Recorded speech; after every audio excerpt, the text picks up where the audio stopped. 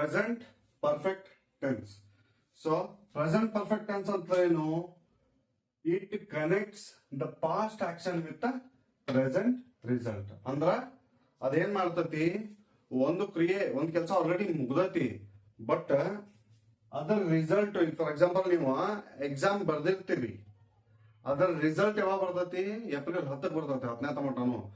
So ನೀವು March ಒಳಗೆ exam ಬರ್ದಿರ್ತೀರಿ, ಅದರ ರಿಸಲ್ಟ್ ಯಾವಾಗ ಬರ್ತತಿ? ಏಪ್ರಿಲ್ ಒಳಗೆ ಬರ್ತತಿ. ಸೊ ಅವಾಗ ನಾವ್ ಏನ್ ಮಾಡ್ತೀವಿ? ಏಪ್ರಿಲ್ ಒಳಗ ನನ್ ರಿಸಲ್ಟ್ ಬಂತು. It connects the past action exam complete ಆಗೈತಿ, ಬಟ್ ರಿಸಲ್ಟ್ ಬಂದಿದ್ದು ಯಾವಾಗ? ಈಗ ಪ್ರೆಸೆಂಟ್. ಆ ಟೈಮ್ ಒಳಗೆ ನಾವೇನ್ ಮಾಡ್ತೇವೆ?